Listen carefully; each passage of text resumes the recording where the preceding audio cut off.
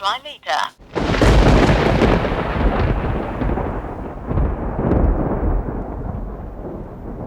The number you're calling is switched off right now.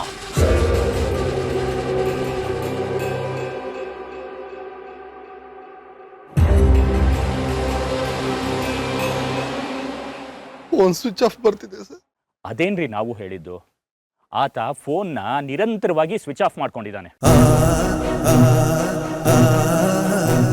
ಅಲ್ಲ sir, ಅವ್ರ ಮನೆ ಹತ್ರ ಹೋದ್ರೆ ಅವ್ರು ಸಿಗ್ಬೋದಲ್ವಾ? ನಾನು ಆಗ್ಲಿಂದ ಹೇಳ್ತಿರೋದನ್ನ ನೀವು ಅರ್ಥನೇ ಮಾಡ್ಕೊಂತಿಲ್ಲ ಮೇಡಮ್. ಮನೆ ಖಾಲಿ ಮಾಡಿಕೊಂಡು ತಲೆ ಮರ್ಸ್ಕೊಂಡು ಹೋಗಿದ್ದಾನೆ.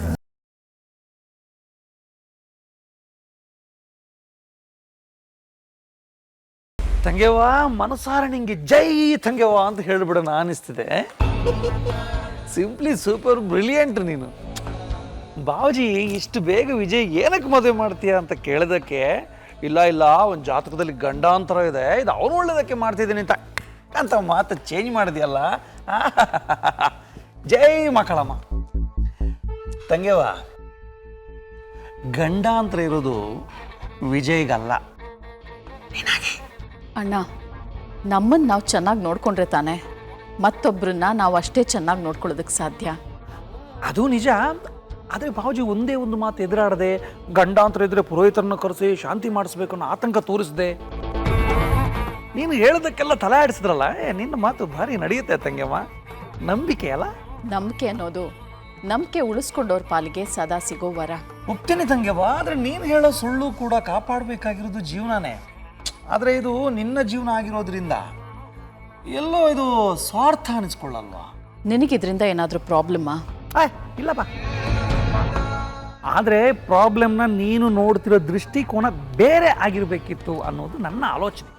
ಅಂದರೆ ಈಗ ಸಮಸ್ಯೆ ಬರ್ತಿರೋದು ಗೀತಾಳ ಕಡೆಯಿಂದ ಅಂತ ನಿಂಗೆ ಸ್ಪಷ್ಟವಾಗಿ ಗೊತ್ತಿತ್ತು. ಆದರೂ ನೀನು ಅವಳನ್ನು ಕಂಟ್ರೋಲ್ ಮಾಡೋಕ್ಕೆ ಹೋಗ್ತಿಲ್ಲ. ಅಲ್ಲಿ ನಗ್ತಾ ನಗ್ತಾ ಮಾತಾಡಿ ಇಲ್ಲಿ ವಿಜಯ್ ಮದುವೆ ಮಾಡಿ ಎಲ್ಲ ಕ್ಲಿಯರ್ ಮಾಡೋಣ ಅಂತ ಹೋಗ್ತಾ ಇದೆಯಾ? ಹೌದು. ಯಾರೋ ತಡೆ ಆಗ್ತಾರಂತಂದರೆ ಅವ್ರನ್ನ ನಿವಾರಿಸೋದು ಬಿಟ್ಟು ನಮ್ಮ ಫ್ಯಾಮಿಲಿ ನಡೆ ಯಾಕೆ ಬದಲಾಯಿಸಬೇಕು ಅನ್ನೋದು ನನ್ನ ಪ್ಯೂರ್ ಪ್ರಶ್ನೆ. ಯಾಕೆಂದರೆ ತಂಗೆವ, ನೀನು ಮನಸ್ಸು ಮಾಡಿದ್ರೆ ಗೀತಾಳ ಕತೆ ಮುಗಿಸೋದು ದೊಡ್ಡ ವಿಷಯ ಏನಲ್ಲ. ಕಣ್ಮಣಿ,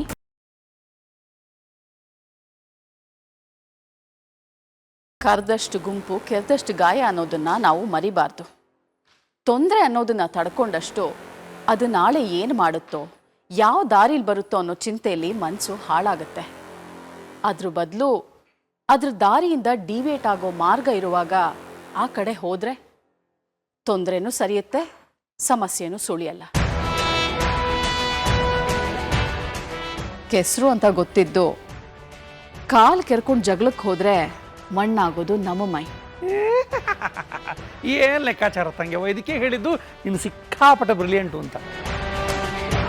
ನಿನ್ನ ಈ ಬುದ್ಧಿ ನಿನ್ನ ಮಗ ವಿಜಯಕುಮಾರನಿಗೂ ಬಂದಿದ್ರೆ ಈ ಗೀತಾ ಅನ್ನೋ ಸಮಸ್ಯೆನೇ ಇಡ್ತಿರ್ಲಿಲ್ಲ ತಂಗೆವ. ನನ್ನ ವಿಜಯ್ ಇನ್ನು ಅವಳ ಹತ್ರ ಹೋಗೋದಿಲ್ಲ, ಅವಳಿಗೆ ಮುಖಾಮುಖಿ ಆಗೋದಿಲ್ಲ, ಆಗಬಾರ್ದು.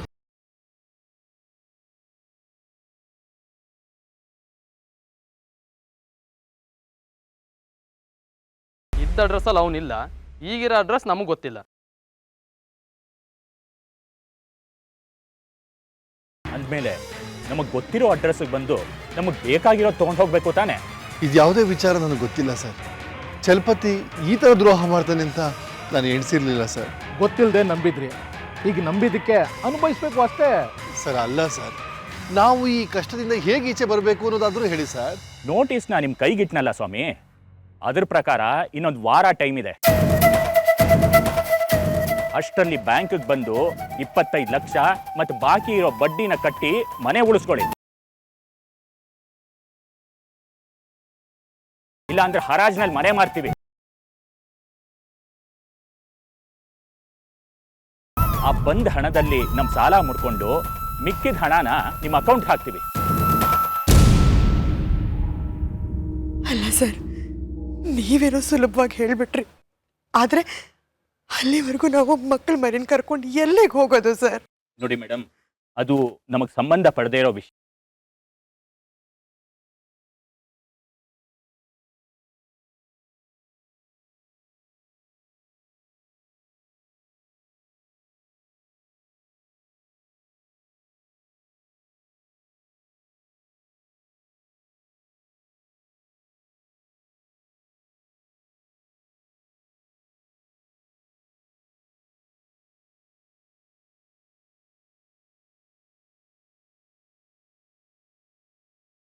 ನಿಮ್ಮ ಕೈ ಮುಗಿತೀನಿ ಸರ್.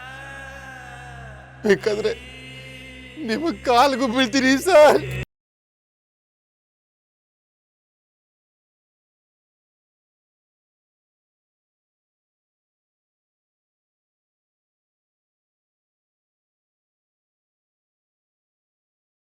ಸರ್ ನಿಮ್ ಕೈ ಮುಗಿತೀನಿ ಸರ್, ಒಂದ್ ನಿಮಿಷ ರೀ.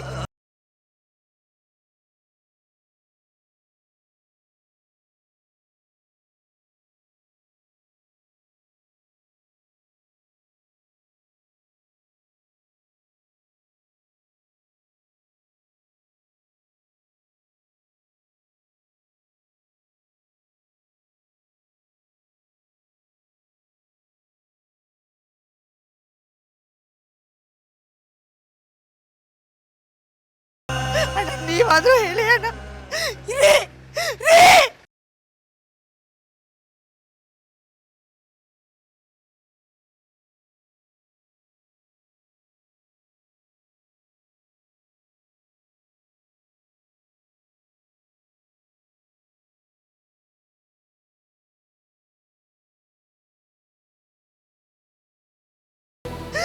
ಅಯ್ಯೋ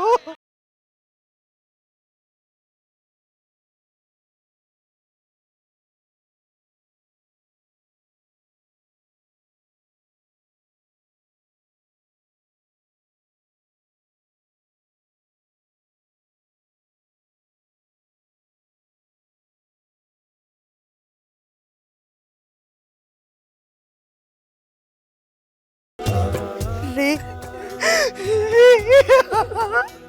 ಅಪ್ಪ.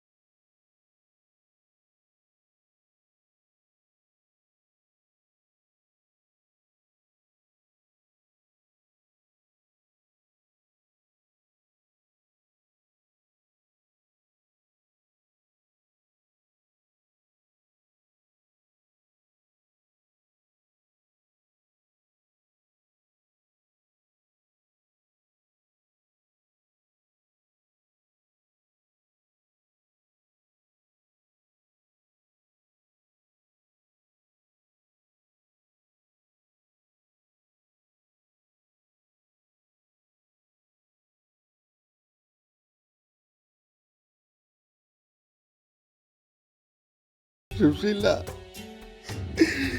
ಸುಶೀಲ, ಇದು ನನ್ನ ಮನೆ ಕಡೆ. ಯಾವನೋ ಮತ್ತೆ ಬೀಗ ಹಾಕ್ತಾನೆ ಅಂದ್ರೆ ಹೇಗೆ ಸಹಿಸ್ಕೊಳ್ಳೋದು?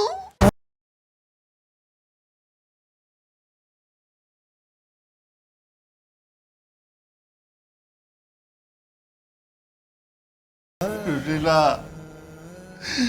ಯಾರನ್ನೇ ನಂಬೋದು? ಸಹಾಯ ಅಂತ ಬಂದ ಕಣೆ, ಕಾಲಿಡ್ಕೊಂಡು ಕೇಳ್ಕೊಂಡ. ಬಿಸ್ನೆಸ್ ಮಾಡ್ತೀನಿ ಅಂತ ಏನೋ ಜೊತೆಲಿರೋ ಸ್ನೇಹಿತ ಬೆಳಿಲಿ ಅಂತ ಸಹಾಯ ಮಾಡಿದೆ ತಪ್ಪ. ಯಾರು ಸಹಾಯ ಮಾಡೋರಿಲ್ಲ ಕಣೋ. ನೀನು ಗೌರ್ಮೆಂಟ್ ಕೆಲಸದಲ್ಲಿ ಇದ್ದೀಯಾ, ನೀನ್ ಶೂರಿಟಿ ಹಾಕಿದ್ರೆ ಸಾಲ ಕೊಡ್ತಾರೆ ಅಂತ ಕಾಲಕ್ಕೆ ಬಿದ್ದ ಕಣೆ ಸುಶೀಲ.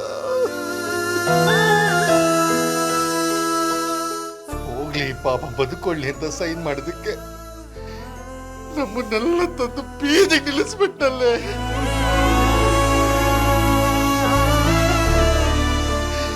ಈಗ ಎಲ್ಲಿಗೆ ಹೋಗೋದು? ಎಲ್ಲಿರೋದು?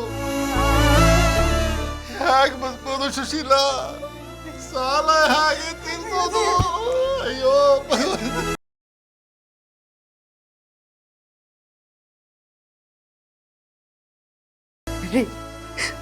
ಸಮಾಧಾನ ಮಾಡ್ಕೊಳ್ರಿ. ನೋಡಿ ನನ್ನ ತವ್ರ ಮನೆ ಇದೆ, ನಾವೆಲ್ಲ ಅಲ್ಲಿಗೆ ಹೋಗ್ಬಿಡೋಣ ಬನ್ರಿ. ಏನ್ ಹೇಳ್ತಿದ್ದೀಯ ಸುಶೀಲ? ಅಳಿಯ ಮಗಳು ಬಣ್ಣ ಬೀದಿಗೆ ತಂದು ನಿಲ್ಸ್ಬಿಟ್ಟ ಅನ್ಸ್ಕೊಳಕ? ಅಯ್ಯೋ ಸಾಕು ಮುಚ್ಚೆ ಬಾಯಿ.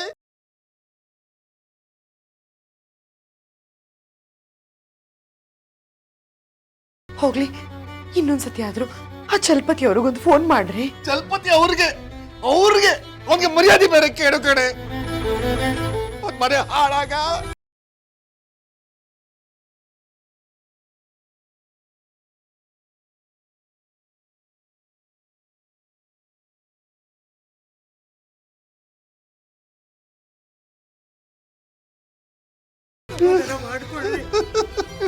ಇಲ್ಲ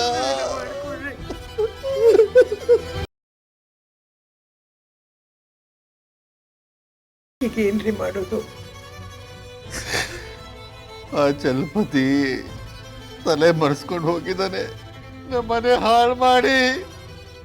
ನಿಮ್ ಮನೆ ಹಾಳು ಮಾಡಿದ್ದು ಚಲಪತಿ ಅಲ್ಲ.